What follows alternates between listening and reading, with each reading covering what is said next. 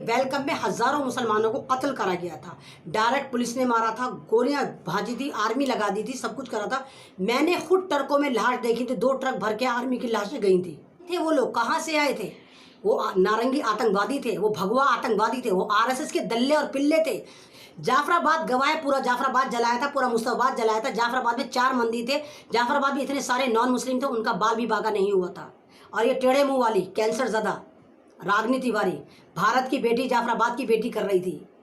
इसने दंगे भड़काए, इस पे कोई एफआईआर नहीं। कपिल मिश्रा सबसे बड़ा आतंकवादी, पूरे दिल्ली दंगे भड़काए, कोई एफआईआर। और जन्नाटेदार चमाटा मारिए इस टकलू नंबर 2 योगी के कि जो पूरा का पूरा भगवा आतंकवादी है। भूल गया तूने यूपी में कैसे झगड़े करवाए थे? भूल गया तू जब एनआरसी चल रहा था तो तूने यूपी में कैसे मुसलमानों को घुस घुस के मारा था? जी अस्सलाम वालेकुम, जय भीम, जय संविधान। मैं आपके सामने अमर रिजवी और आप देख रहे हैं लोकतंत्र टीवी। कुछ बात है कि हस्ती मिटती नहीं हमारी, कुछ बात है कि हस्ती मिटती नहीं हमारी, सदियों रहा है दुश्मन दौरे ज़मा हमारा। सेम यही सिचुएशन मुसलमानों की चल रही है इस वक्त, भारत में भी चल रही है और ऑल वर्ल्ड चल रही है। आज मैं आपके सामने डिस्कस करना आई हूँ जौनपुर यूपी का एक कस्बा जो आजमगढ़ के पास आता है और बिहार से भी नियर बाई लगता है। वहाँ पर इन्होंने ऑरेंज पिस्सू जो हैं इनकी कामयाब स्ट्रेटजी काम कर गई और वहाँ पर इन्होंने हिंदू मुस्लिम करवाने की जो इनका एक षड्यंत्र चल रहा था 2019 से, उसमें ये कामयाब हो गए। वहाँ पर दो दलित बच्चे और मुसलमान बच्चों में आपस में लड़ाई हो जाती है। बच्चे बहुत छोटे 8-8 10-10 साल के, और उस लड़ाई को जो कैश कराते हैं ऑरेंज पिस्सू कराते हैं और इस तरह का उसको रंग देते हैं। इस तरह पूरा एक षड्यंत्र रचते हैं कि वो होते मुसलमान और दलितों में लड़ाइयाँ होनी शुरू हो जाती हैं।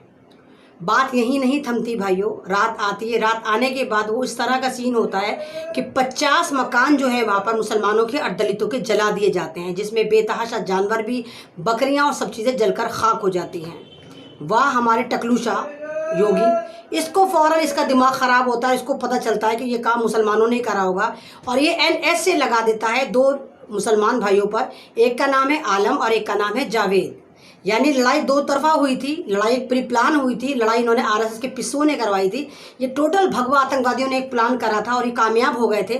और फ़ौरन का फ़ौरन देखिए 24 घंटे से पहले गुजरे नहीं 24 घंटे और 2 मुसलमानों पर जो है एनएसए लगा दिया गया, जावेद और आलम के ऊपर। लेकिन दूसरी तरफ कोई कार्रवाई नहीं हुई।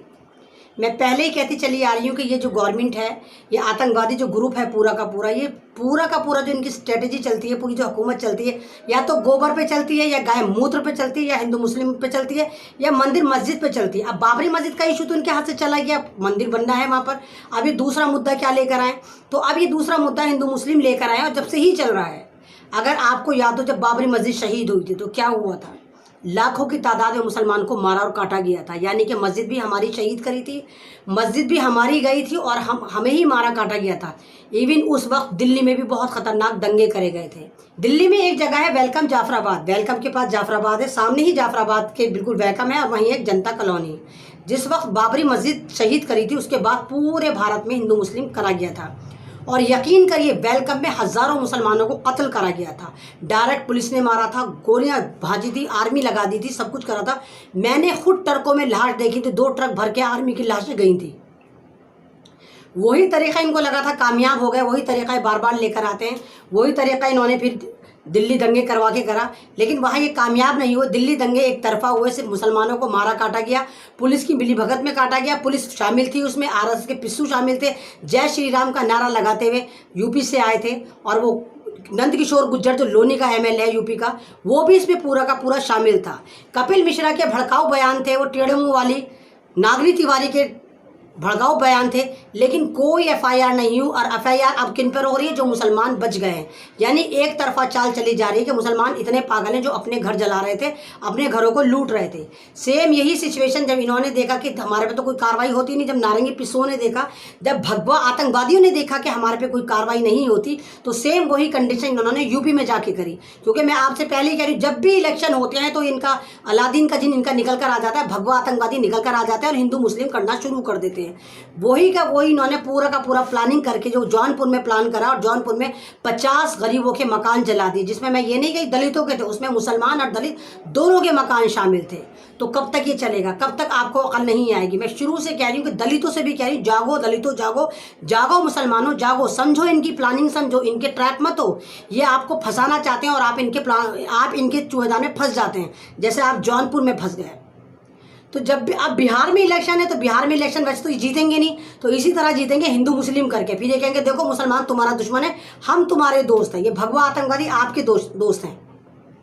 तो मैं दलितों तो शुरू से कह रही हूँ कि जागो, क्योंकि तुम्हारा नुकसान हुआ है। योगी ने तुम्हें भैंसी नहीं दे दी, योगी ने तुम्हारे घर नहीं दे दिया। हाँ, योगी ने ये दिखा दिया कि उसने मुसलमानों पे NSA लगा दिया। मतलब कितनी कमाल की इनकी इंटेलिजेंसी है कि सालों सालों यहाँ मुकदमे जो है उनका कोई सुनवाई नहीं होती, खुली खुली वीडियो आती है, उन पर कोई सुनवाई नहीं होती। लेकिन अगर गलती से कहीं मुसलमान का नाम आ जाए तो आधा घंटे में ये फ़ौरन फैसला कर देते हैं और उस पर कोई सा भी दिफा UAPA NSA पता नहीं कौन कौन सी दिफाएं लगा देते हैं। सेम यही जौनपुर में करा गया।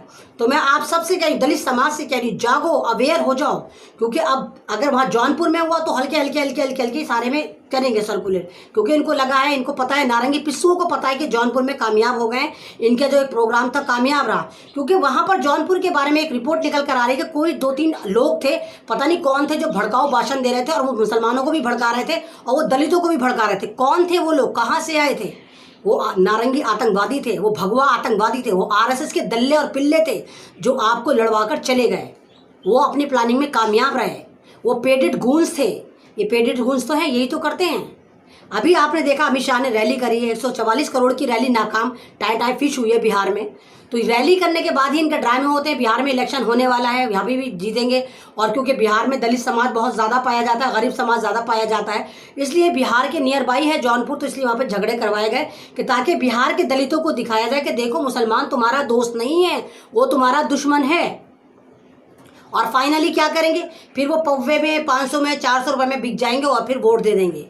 क्योंकि दलित समाज जो है बहुत ज़्यादा गरीब होता है, इनके पास पैसा नहीं होता। जब इलेक्शन के बाद वक्त इनको 1-2 हज़ार रुपये मिलते हैं तो ये बेचारे वोट डाल देते हैं कि चलो हुकूमत कोई सी भी आए, हमारी जेब में तो पैसा आ गया।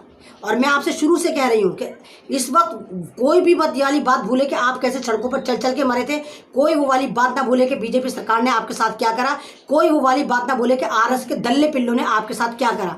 बीजेपी की सरकार क्या कह रही है कि जितने भी दलित और गरीब मजदूर हैं, कोरोना वायरस के जिम्मेदार ये हैं, ये होते हैं वायरस, इनकी गरीबी का मजाक उड़ाया। तो कहाँ सोए पड़े हो तुम दलितों, जागते क्यों नहीं हो, देखते क्यों नहीं तुम्हारे बारे में यही नेता क्या बोलते हैं? तुम्हारी गरीबी का मजाक उड़ाते हैं और फिर तुम्हें लड़वा देते, तुम्हें मार देते हैं।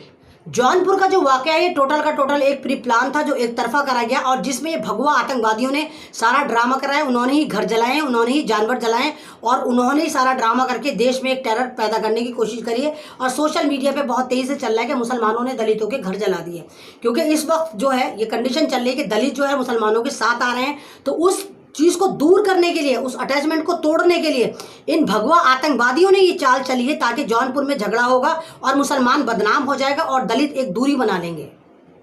ऐसे ही आपने देखा होगा, परसों की बात है कि मेवात में कहा गया है कि मेवात में जो जमाती मुसलमान हैं वो दलितों को मार रहे हैं, दलितों से गांव खाली करवा रहे हैं। तो ये पूरा का पूरा प्लान करते हैं। हालांकि मेवात में ऐसा कोई सीन नहीं है, मेवात में ऐसा कोई जमाती नहीं है कि वहाँ पे जाकर गांव खाली करवा रहे हैं। अरे क्या बात करते हो, भारत में मुसलमानों की औकात क्या है? ओखला में मैं रहती हूँ, 96% यहाँ पर मुस्लिम रहते हैं, 4% मात्र यहाँ हिंदू रहते हैं। और हमारी मजाल नहीं कि हम हिंदुओं पे नज़र उठाकर भी देख लें। अल्लाह तौबा ने हम देखना चाहते हैं, लेकिन हमारे में इतनी पावर नहीं है कि हम उनको तरफ देख भी लें। क्यों? क्योंकि हिंदू अगर 1 करोड़ में भी अकेला रह रहा है ना मुसलमानों, तो वो शेर बन के रहता है। आप बात करते हैं कि मुसलमान आतंकवादी होता है, आतंकवादी तुम होते हो, नारंगी पिस्सू तुम होते हो। जाफराबाद गवाए, पूरा जाफराबाद जलाया था, पूरा मुस्तफाबाद जलाया था। जाफराबाद में 4 मंदिर थे, जाफराबाद में इतने सारे नॉन मुस्लिम थे, उनका बाल भी बाका नहीं हुआ था। और ये टेढ़े मुँह वाली कैंसर ज़दा रागनी तिवारी, भारत की बेटी जाफराबाद की बेटी कर रही थी, इसने दंगे भड़काए, इस पर कोई FIR नहीं। कपिल मिश्रा सबसे बड़ा आतंकवादी, पूरे दिल्ली दंगे भड़काए, कोई FIR नहीं। तो ये इनकी चाल है, इनकी चाल को आप समझिए। क्योंकि अगर आप नहीं चलेंगे, आज जौनपुर का नंबर है, कल दिल्ली का नंबर होगा, फिर दूसरी स्टेट का होगा, फिर तीसरी स्टेट का होगा, और इनका प्लान जो है वो कामयाब हो जाएगा। तो आप क्या चाहते हैं? इन भगवा आतंकवादियों का जो आप प्रोग्राम है वो आप कामयाब करना चाहते हैं? आप चाहते हैं कि हर घर में घुस घुस के ये ड्रामे करें? तो मैं दलितों से पहले ही कह रही हूँ, मुसलमानों से भी कह रही हूँ कि प्लीज़ अपनी अकल यूज़ करें और समझदारी से काम लें। अगर इस तरह का केस है भी तो आपसी सहमति से उसको सॉल्व कर लें। और मैं उन मुसलमानों से कहती हूँ जो जौनपुर के पास रहते हैं, मैं उन दलितों से कहती हूँ, उन लोगों से कहती हूँ जो थोड़े पावरफुल है, प्लीज़ जिनके भी घर जले उनको सपोर्ट करिए और उनके घर बनाने में उनकी मदद कीजिए। और जन्नाटेदार चमाटा मारिए इस टकलू नंबर 2 योगी के, कि जो पूरा का पूरा भगवा आतंकवादी है। भूल गया तूने यूपी में कैसे झगड़े करवाए थे? भूल गया तू जब एनआरसी चल रहा था तो तूने यूपी में कैसे मुसलमानों को घुस घुस के मारा था? अभी 20-25 दिन पुरानी बात है कि शामली में भी 50 घर मुसलमानों के घुस के तोड़फोड़ करी है और मारा पीटा गया है, लेकिन कोई मीडिया कुछ नहीं दिखाता। जैसे जौनपुर की न्यूज़ है, ये स्ट्रीम मीडिया नहीं दिखाएगा, कुछ नहीं दिखाएगा, क्योंकि इनको पता है कि देखने के लिए कुछ भी नहीं है, बताने के लिए कुछ भी नहीं है। ये प्री प्लान ड्रामा था, प्री प्लान, ये सारी की सारी स्ट्रैटेजी प्लान करी गई थी। तो मैं आप सबसे कहती हूँ, जागो भारत जागो, इन नारंगी पिस्सुओं से हमें आज़ादी चाहिए, इनसे आज़ाद हो जाओ। क्योंकि जब तक ये नारंगी पिस्सू रहेंगे पूरा भारत इसी तरह बर्बाद रहेगा, हिंदू मुस्लिम चलता रहेगा। चाइना पूरा का पूरा भारत में घुस गया, इन नारंगी पिस्सुओं को नजर नहीं आता। पाकिस्तान पाकिस्तान करे जाएंगे या मुसलमान मुसलमान करे जाएंगे। तो शुक्रिया, मैं यही कहूँगी, अगर मेरी वीडियो अच्छी लगती है तो प्लीज़ शेयर करिए, लाइक करिए। शुक्रिया।